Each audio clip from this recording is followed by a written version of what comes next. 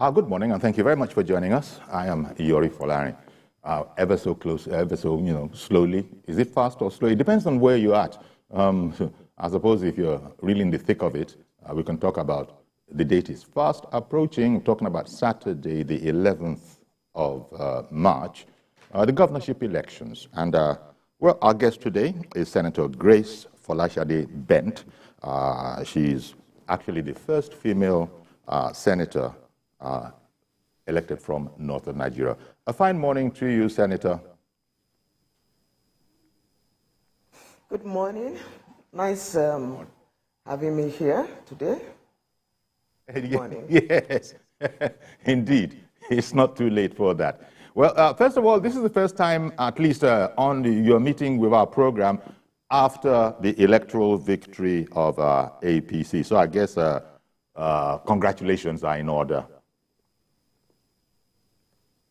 Thank you. It's very resounding congratulations to the APC family and the teaming supporters of the APC all over Nigeria and in the diaspora. It's a new dawn for us in Nigeria, and we look forward to a very robust and vibrant tenure for the president-elect after being inaugurated on the 29th of May 2023. We're anxiously looking forward to that by the grace of God. Indeed. But now that you say that, as you're aware, the other contestants in the presidential race are, well, in particular, former Vice President Atiku Abubakar and former Anambra Governor Peter Obi, candidates of PDP and Labour Party, respectively. As you know, they have approached, well, their lawyers have said they will be approaching the Supreme Court. And then we saw a news item this morning that 50 lawyers or so are actually sitting down, legs crossed, so to speak, waiting for whatever is coming from there so that they can deal with it. Give me your thoughts about that, because there has been talk about the congratulations haven't come from co-competitors yet. Not all of them, at least.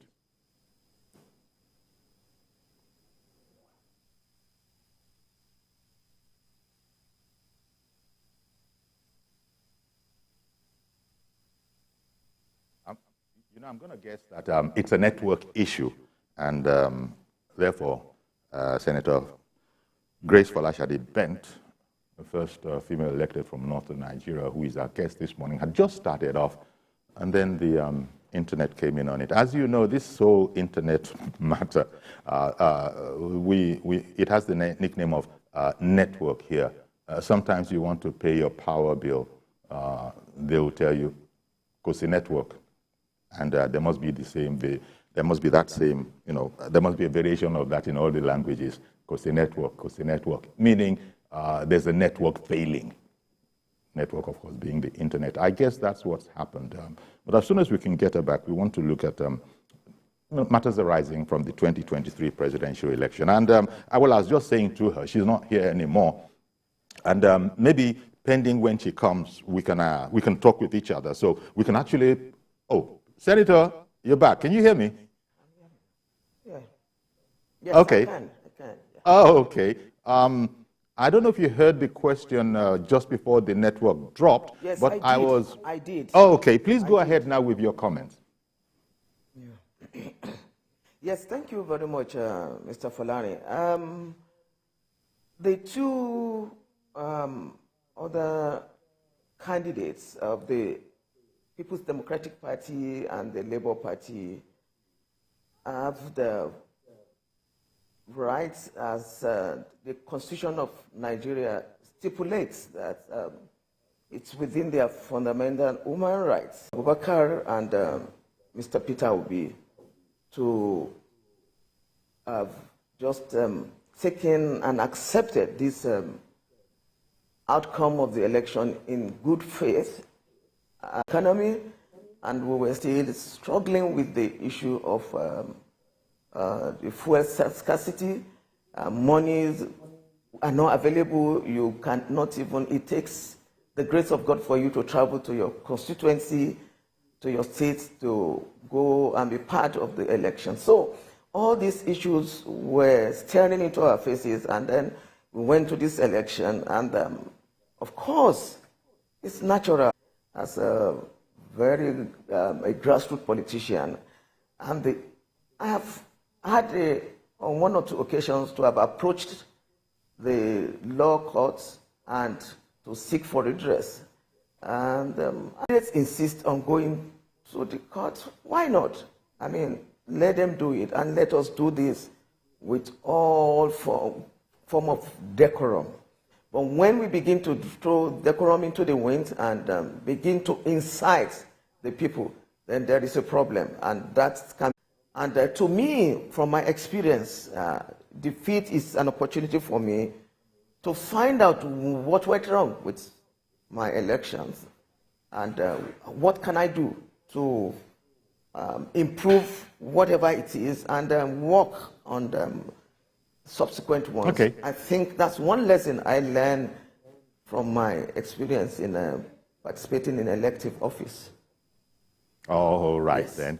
So I am, Senate, sure. So it's right. Yes. Yeah. Continue, you can go please. ahead I'm with sorry. the next question. Okay, I was going to say, yeah, Yes, thank so you for what- those.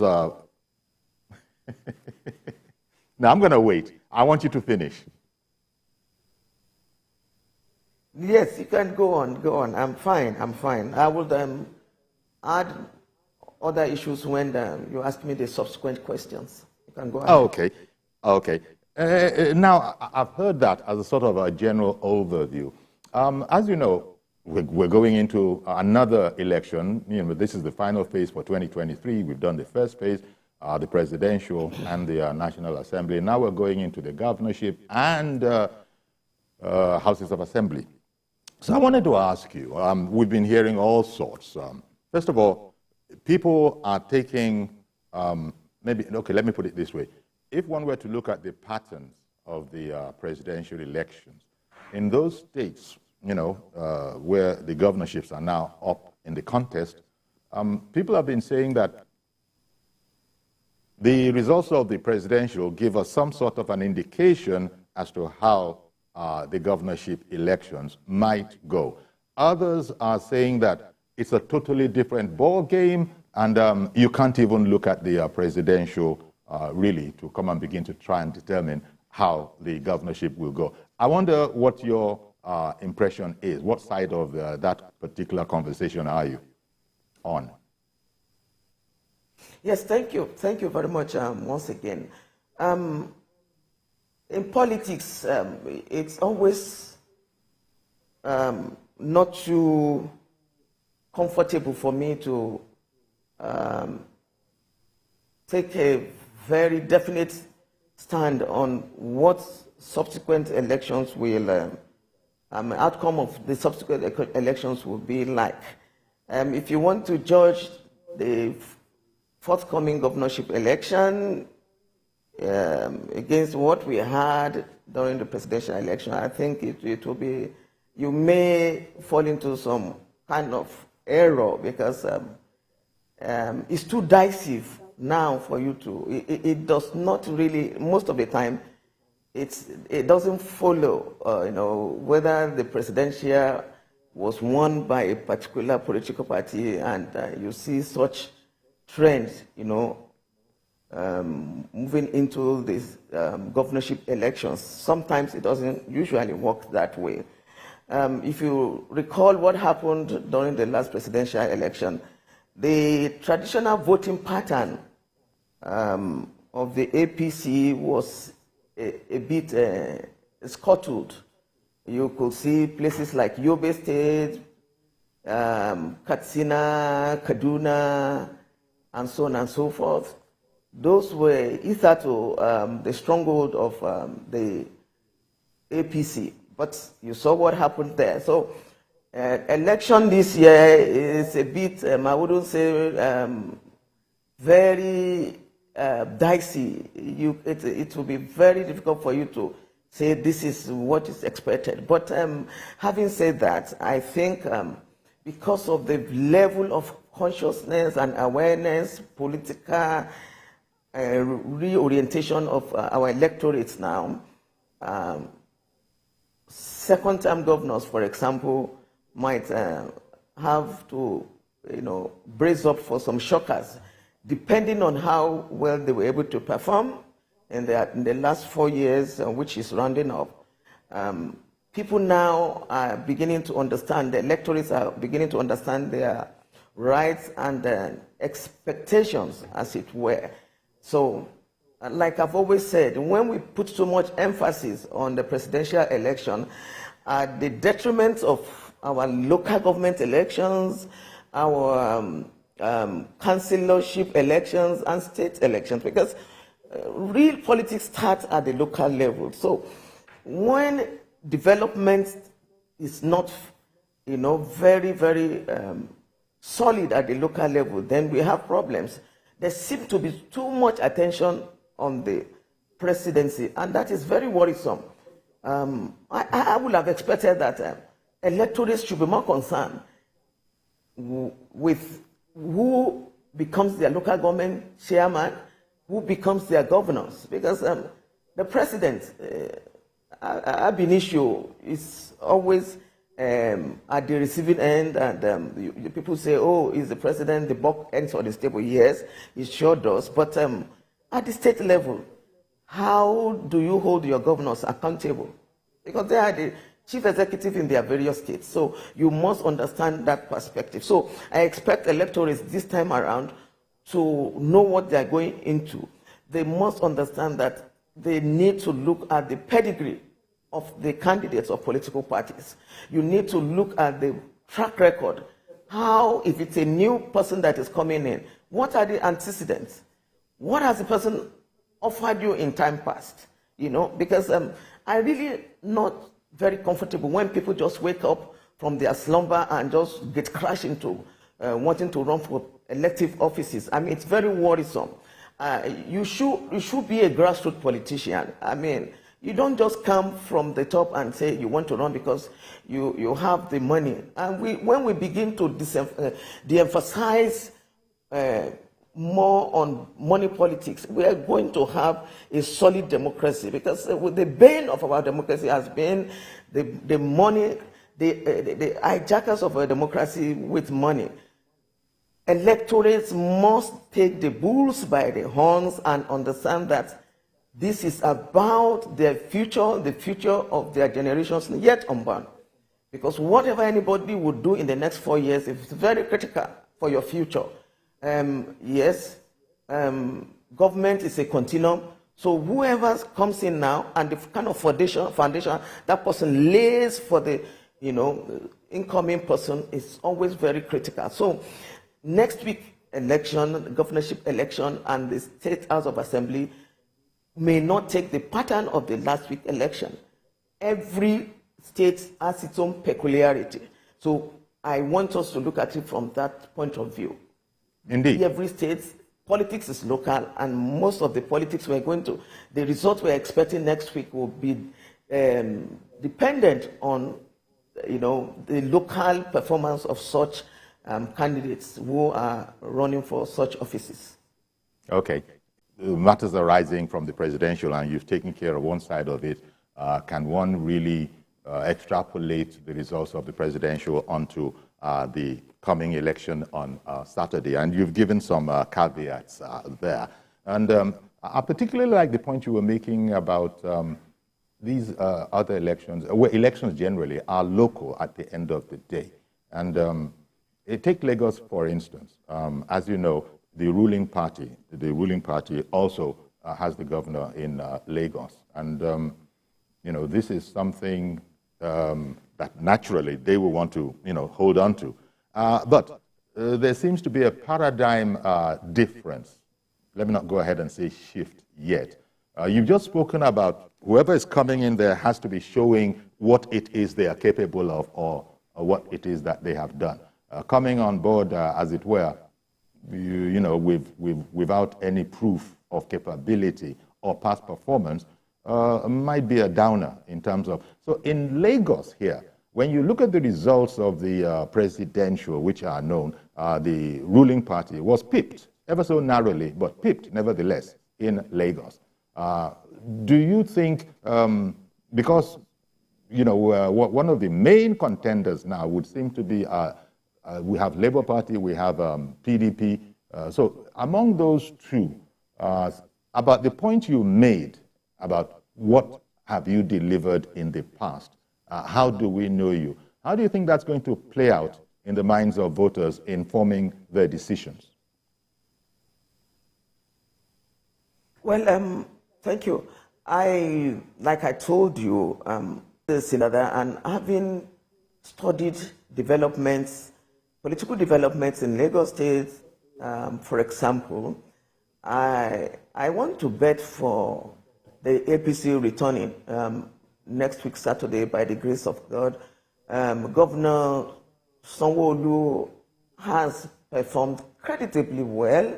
If you want to look at the indices of political, what do you call it, political marks, as it were. How do you make political ratings? How do you rate someone in terms of delivering the dividends of democracy, in terms of human development, in terms of infrastructural development, and so on and so forth? I think Governor Sanwo-Olu has performed.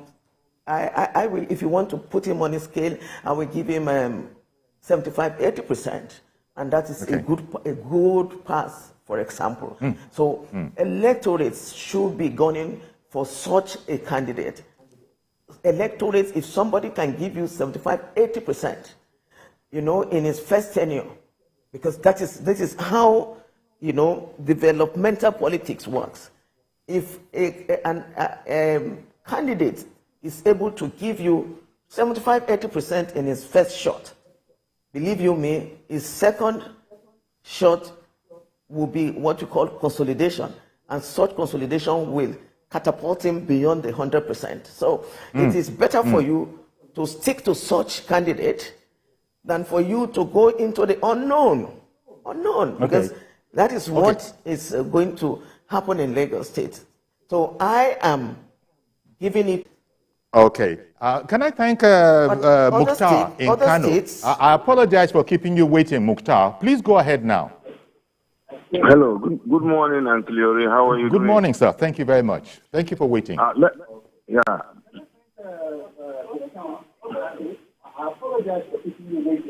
Go ahead, please, Mukhtar. Okay. Thank you very much. Let me congratulate the Senator Folashade for winning her election as a first northern female senator. Yes, I'm speaking to you. You see, let me develop the nation. I quote from her. And one thing we should understand is that most of the politicians are serving their own interests, and I can prove that. And Nigeria has never been in this kind of mess until now. Now, let me report to you the Ninth National Assembly. There are so many policies that affect the electorate, but they do not bother to address it. Now, let me tell you one thing. The education, the university, the strike of the housing. Now, that is one, it affects everybody. Now, the policy of Naira redesign, it affects almost everybody.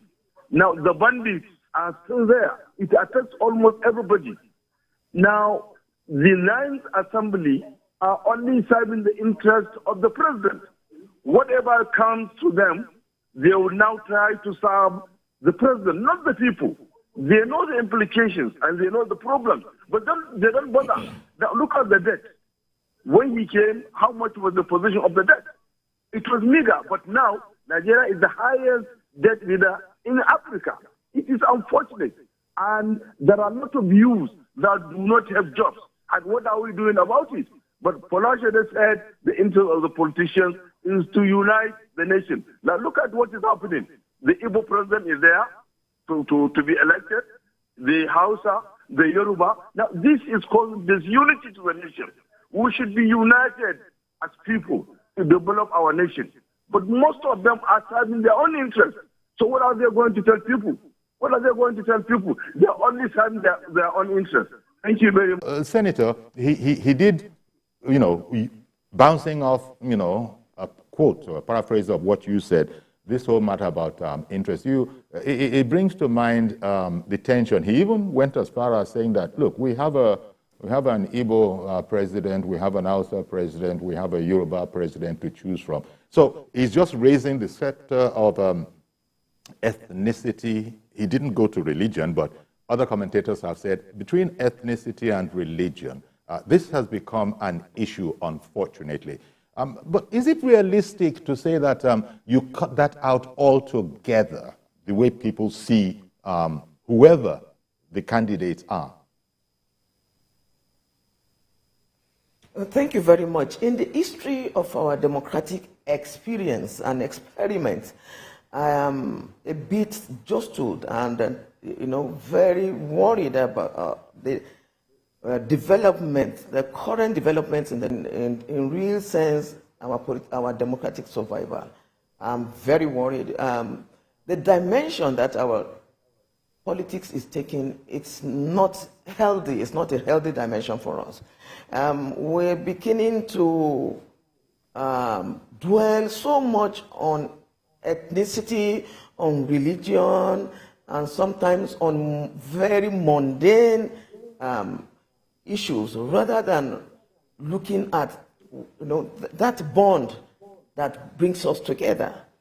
If you look at the pattern of the last election, so sad, indeed disheartening, that some of the voting patterns took that dimension of ethnicity and religion.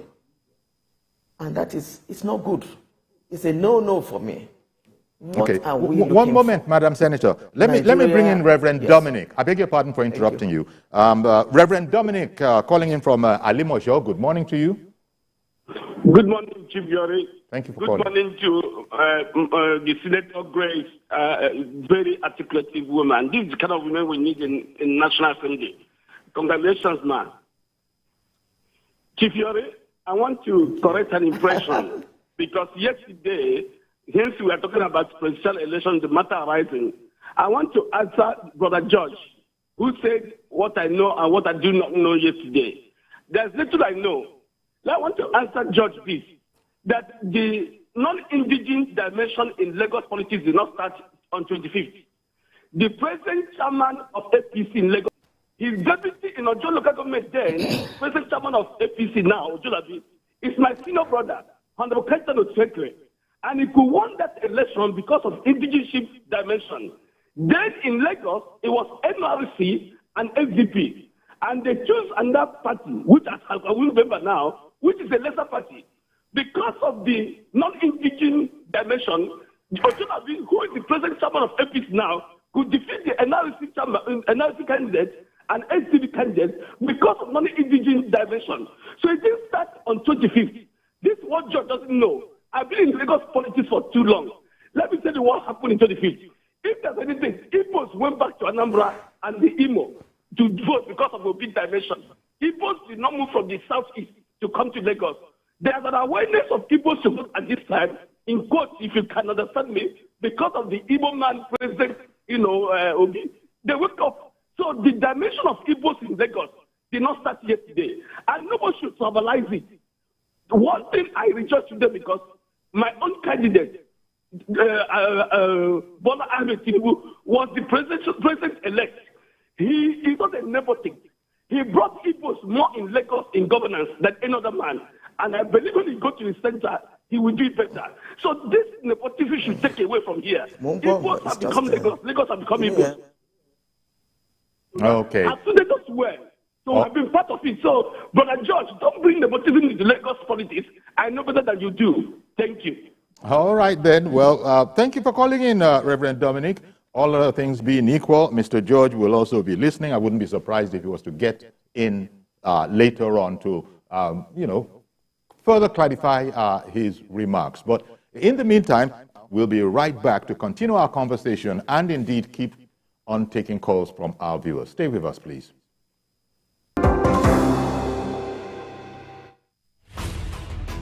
in the month of March.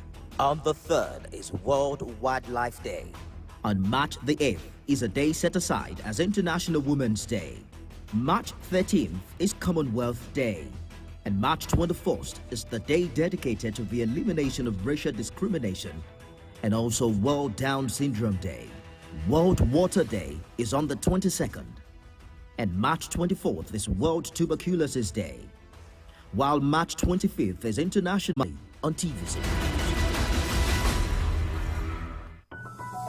The TVC News at 7 and the TVC News at 10 are not like any other news broadcast. It's the big news hour, the hour for the big breaking stories. We've got some of the best reporters on the field, Taking you through as it happens. it's fast-paced, hard-hitting, With investigations that matter. bringing in news that affects your life. With sport, entertainment, and business news so you don't miss a thing. Experience resourceful coverage with depth. Every night.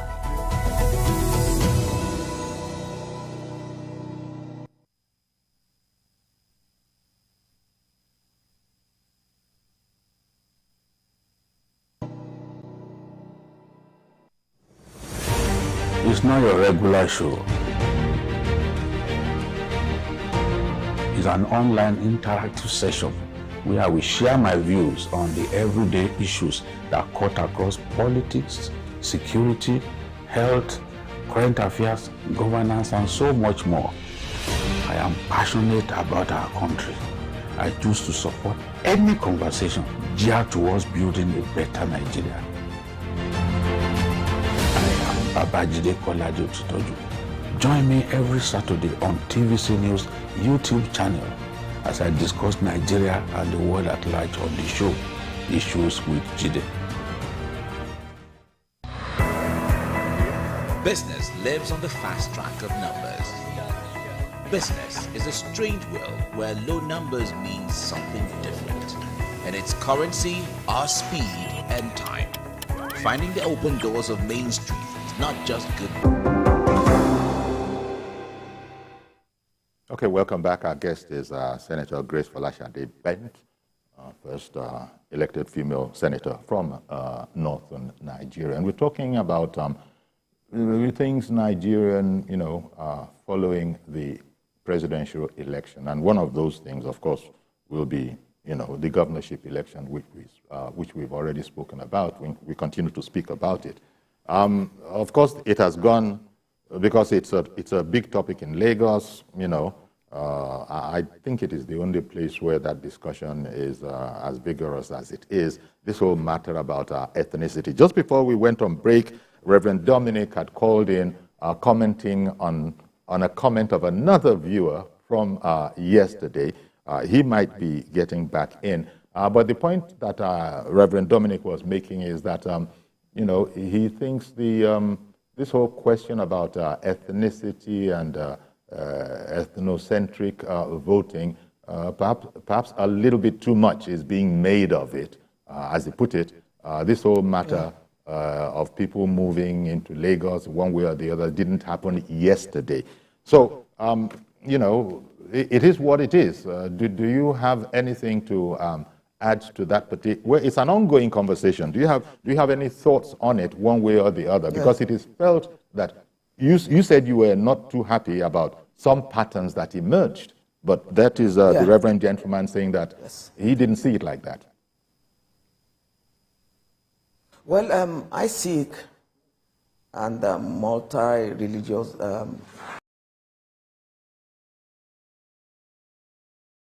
if we begin to dwell, like I said, on ethnic politics and religious politics, then believe you me, it is not a pathway for us to begin to approach in this 21st century.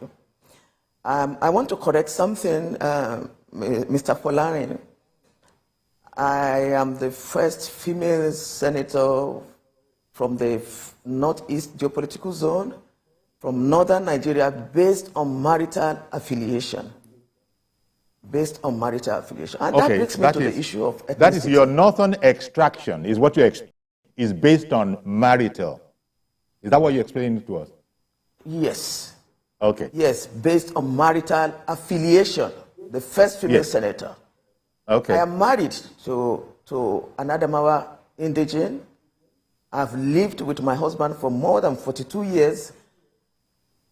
My life and times have been in Adamawa.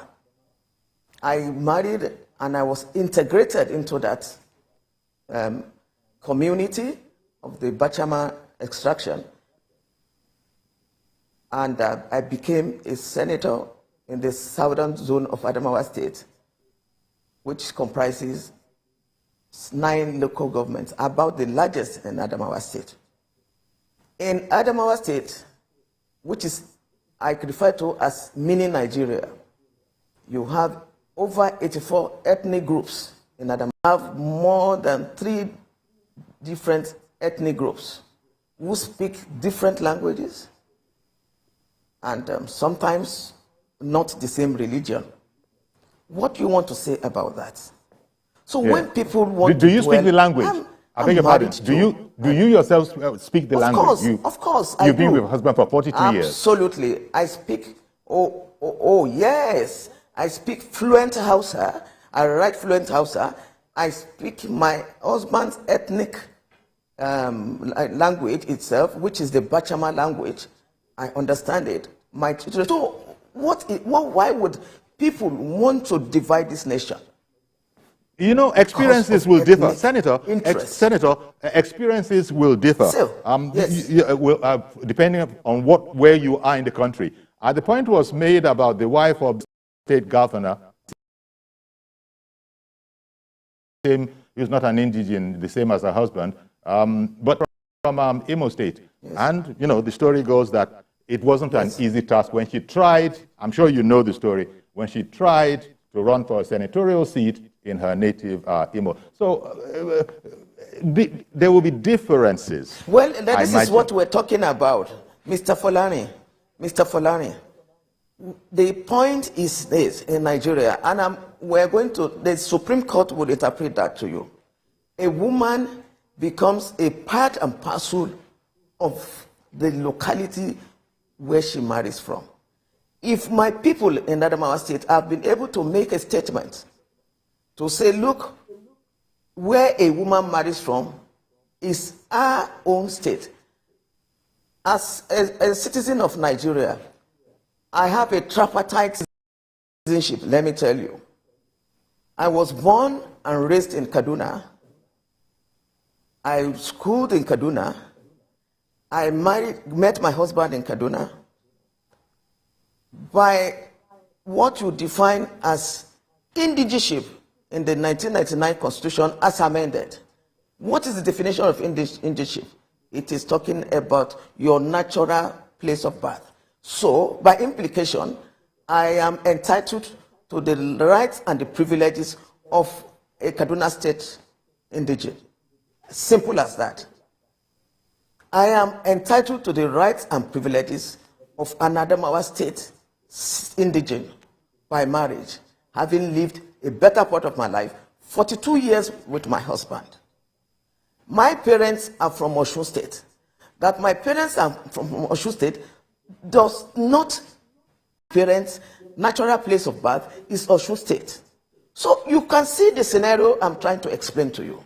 And then I would go to my own state. Of course, it wasn't a kettle of, I didn't get my senatorial ticket on a platter of gold when I contested. It was a tough one.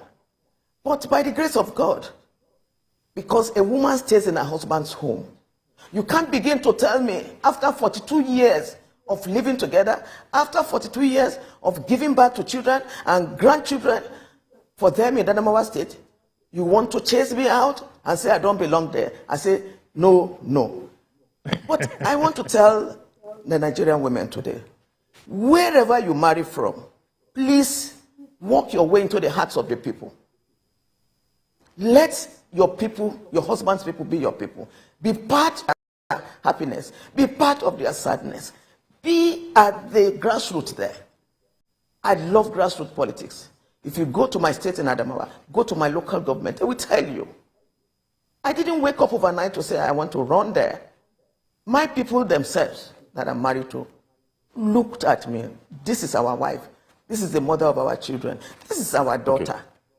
My life and afterlife is Adamawa State. So when people begin to say, you know, it's based on ignorance. And people don't understand what it means to be an indigent. And this is what is killing our democracy in Nigeria. And this problem is being stirred by the political elites. Political elites who do not mean well for this country. When you begin to look at one moment, Senator, I beg your pardon. From the point of view... One moment, please. Somebody has been waiting for an eternity on the phone. Mr. Ya.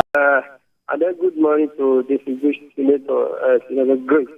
It's one of the women that I love to heart when she was in the National Assembly last time. I'm not sure, maybe she re-elected this time around anyway. But I was saying that if you're... No, I didn't contest. Both Mr. George... No, she didn't contest. And yes, and for further information, she won her ticket, you know, on the platform of the PDP, which was some time ago. But today, she's a member of the APC. Yes, please continue. That's very good. That's very good. I love that it came back to where she's supposed to belong to, which is APC. So I was saying that, yes. You see, both George and then my friend Reverend Dominic. Yesterday, I called yesterday, but you put me on hold until the network grew and cut me off.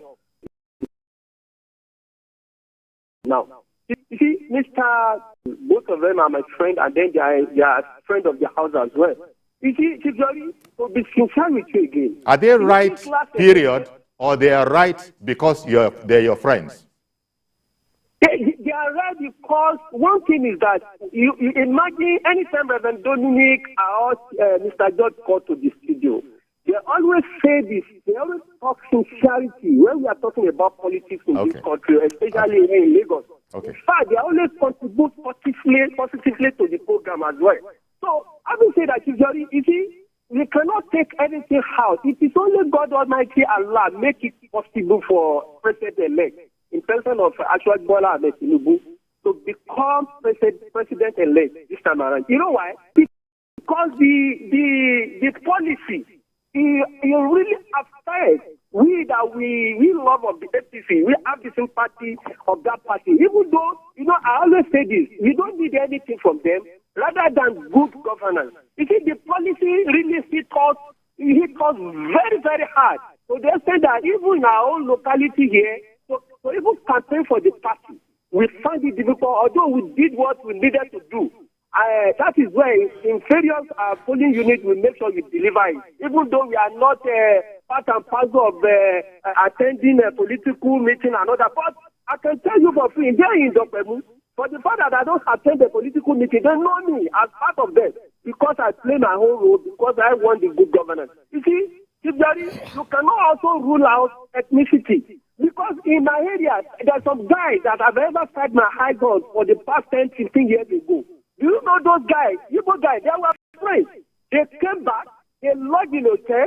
When the money in the police unit, I asked them, where have you been? They said they have been here in a Lekki area. I said, what are you coming here to do? He said, they come to vote. I said, wow, have you ever fought before? He said, no, but Obi is on ballot paper. So he's on ballot, so he needed to vote for Obi. That is why I expect from people now. If coming elections come Saturday, it's going to be totally different. Because some people vote because of their ethnicity, because of their man is in violence. That is why they voted. But this time around, a lot of them is not going to vote. Because the person that they needed to vote for is not in the ballot. But it is not unlike us. That whether our religion or our ethnicity is on the ballot, we always come out and perform our duty. Meanwhile, we are still going to do that come Saturday. And then I believe, as my own candidate, in fact, I'm very, very happy today. And then I'll be happy since last time they declared what Bola Ahmed Tinubu your photo, and then you go and click. You know that he's going to do the needful. And then come next time, we will have a little job to do to campaign for him. Come second time, when he becomes president in this country, he's already elected. But when he performs, in fact, some people that voted against him this time around, if they will be the one campaign for him next time. I can tell you, go and write it down. God bless you, and God bless the senator on the other side. Good morning once again, sir. All right, then. Thank you very much, Mr. Yakub. And in particular, thank you for holding on. You actually held on for upwards of around 10 minutes. Thank you very much. Senator, so there you heard him. We'll probably get as many perspectives as people we speak with on this matter. And he weighed in on a subject that you've also touched on, that it's not, in his own opinion, it's not going to go the same. And he's speaking, of course, about his own, home state of Lagos, where he's participating in the election. So that's his own. You could see some of the, some of the analysis he was making, that the reason some people voted was because someone was on the ballot. That person is not on the ballot now. Absolutely. Therefore, he would not be surprised if there is a total difference. You touched on this subject matter earlier yourself, in fact, at the very, very top of the program. So we expect that. The other thing, of course, is, and I entirely embrace everything you said, especially, and thank you, that was a gripping story telling us about your personal journey, as it were, from Oshun to Kaduna to Adamawa. Now the problem is you're claiming indigenship of all three areas. But, that was just a little joke. It's not a problem. That's the beauty of Nigeria, being a Nigerian. Yes, indeed. So I suppose the other thing that we must have, along with frowning on ethnic and religious kind of voting, the other thing we must frown on is any form of violence, any form of intimidation, any form of making anybody feel unwelcome in any area that they choose to be in. That's something that people must also probably be told in very, very clear terms. Absolutely. Yes, thank you, Chief Folari. Again, just a little addition to the issue of ethnic politics. I have never seen where a particular ethnic group has succeeded in just going into an election and, it's the ethnic population of that candidate will succeed in pushing the person to the top based on ethnic affiliation. No, wherever you come from in this country, you are gunning for the #1 position in this country. You need the support and a very overwhelming support of other ethnic groups. Yes. You cannot, like what just happened with the APC election. Asiwaju Bola Ahmed Tinubu is a man that has built network all across the country in time past. You need to build this relationship over time. The structures must be solid from the south all the way to the north and so on and so forth. If Asiwaju Ahmed Tinubu was expecting votes in the southwest alone or in the southern part of the country alone, would take him to the villa, then it would have been daydreaming. He got what you call chunk votes from the corner, from the northwest. It got chunk votes from the northeast, and it got from the northwest. I mean, well, a good spread for him indeed. And that is it. That's a very solid premise for which. Yes, I'm from the southwest because that is his original constituency. So if any ethnic group would just say, look, I'm going to vote on ethnic consideration without giving cognizance and considerations to the other ethnic groups, honestly, it's going to be dead on arrival. It doesn't work that way. One moment, Senator. The Nigerian setting does Senator, I beg your pardon for interrupting you. Let me bring in Ada in Jos. Good morning, Ada. Good morning, Good morning to Senator Grace Folashade Bench. A true Nigerian. I mean, I really enjoy her objectivity, in her analysis. But Mr. Yori, let me tell you something. As far as I'm concerned, the problem of Nigeria? The problem of Nigeria Our leader is not the tribe, religion, or party affiliation of our leader. And that is what I'm trying to say here, is that the major problem of Nigeria is we have a faulty structure. And once we practice fiscal federalism, where states are allowed to develop at their own pace and pay tax to a center, the powers in the center will be drastically reduced. Until we factor this issue and address it, we'll continue to be answering one Nigeria on paper. Why do I say so? That is exactly why you see governors who are in an opposition party, they won the election as an opposition party. You see them defend because they want to do dividends of democracy. It shouldn't be so. If we have strong institutions and we practice fiscal federalism, all these things will fizzle out. Trust me. Nevertheless, let's not give up on Nigeria. Let's go out and vote on Saturday. It shall be well. Thank you very much, Ada, for calling in. As always, thank you very much about that. Well, Senator, so here we are in the home stretch. We have just a few Yes, you were moments. talking about... Yes, you were talking about the issue of violence during election, and yeah, I want to, yes, the violence that can and be our final point. Discrimination yes, against the women, yes, discrimination against women and the violence against women during election should be completely discouraged. Violence has never taken any nation to its promised land. Nigeria, I am just using this medium to talk to our electorates against the forthcoming election of governorship next weekend. We must understand that the peaceful election will be the only kind of election that can get an acceptance all over the country from the international community and so on and so forth. We do not ballot snatching and vote. What you call violence at the point of voting should be completely taken out, from our style of politics. Thank you for underlining that point, Senator. The security men, yes, the security men and women, I think they must beef up and step up their activities this coming weekend, because it's another opportunity for the Nigerian electorates and Nigerians as a whole to show the world that we are very responsible people, and we're going to have to leave it there, Senator. And I think that's a very fine place to leave it. I want to thank you very much, Senator. Yes, thank you. Thank you very much. Thank you very much, Senator, for making time for us this morning. Senator Grace Folashade Bent has been our guest. Thank you once again. And so that's our program today. Please join us tomorrow for a fresh edition. I am Yori Folarin. Never miss a moment. Instant breaking news from all over the globe. Live streaming of your favorite program. Available on Google Play and Apple Store.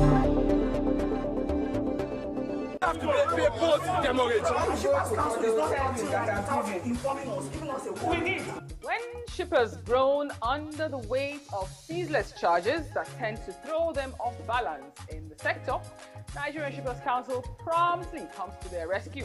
We know that we are achieving something. Today, you now have a regulator. To get justice done without the money for any charges. It's Tidbit, the world's biggest container ship and the first to break the 24,000 TEU mark. Allah Illandra port is born again. Finally, the eagle has landed. It is initiatives like this that we want to encourage. Join us for a smooth sail on your favorite maritime program, The Shipper, brought to you by Nigerian Shippers Council, Nigeria's port economic regulator.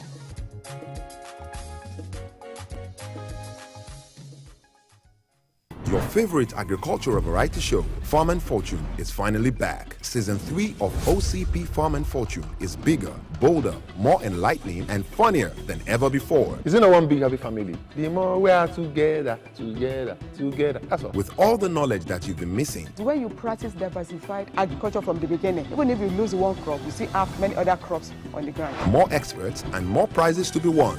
It kicks off on TVC News every Tuesday at 9 p.m. Stay tuned. Keep up with innovative, revealing, mingle with people. people and brands that make the cut and the personalities that keep reinventing the trends and traditions in the marketing world. All are exciting one-stop shop for marketing buffs. Marketing Edge on TV. You're always right on time with the right people and movers and shakers of the world of marketing as they share their views and ideas on the business and challenges of advertising, corporate affairs, media strategy, and the unfolding exciting world of digital marketing. Join the trendsetters and key decision makers as they shape opinions and project into the future of the marketing landscape for 30 exhilarating minutes on this channel. Stay ahead, be thrilled to beat, be marketing savvy with Marketing Edge on TV. Marketing Edge on TV, promoting the brand idea.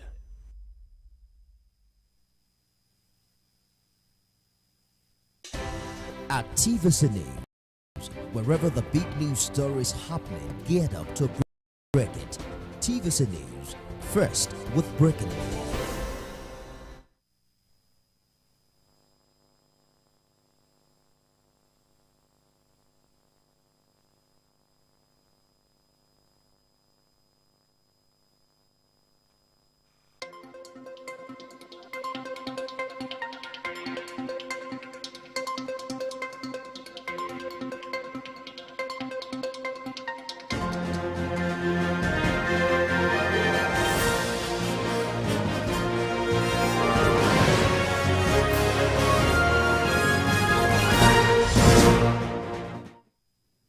Hello and thanks for joining us on TVC Midday News. We begin in the nation's capital, where the Minister of Police Affairs, Mohammed Dindi, has flagged off the distribution of accoutrement to police tactical units and formations ahead of the governorship election.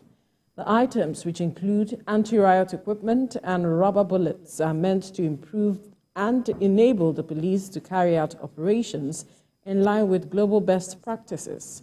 In a statement, the press secretary to the minister, Osaigbovo Ehisieme, said the conduct of the police must be a lot better during the coming election. This is just as the Police Service Commission says it is studying cases of police conduct during the just concluded polls, while demanding improved performance of police operatives in the upcoming election. Meanwhile, the Inspector General of Police, Usman Alkali Baba, has recognized the efforts of the Commissioner of Police